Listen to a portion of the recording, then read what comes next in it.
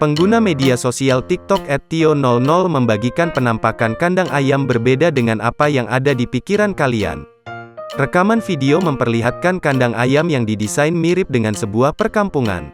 Kandang ayam tersebut dibangun secara terbuka menggunakan asbes. Kandang ayam yang berbentuk persegi panjang itu sekelilingnya dipagari dengan asbes.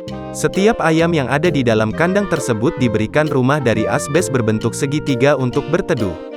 Rumahnya pun mempunyai halaman yang dibatasi dengan rumput hijau antara satu dengan yang lain. Ayam yang ada di sana kakinya diikat di pipa depan rumah segitiga.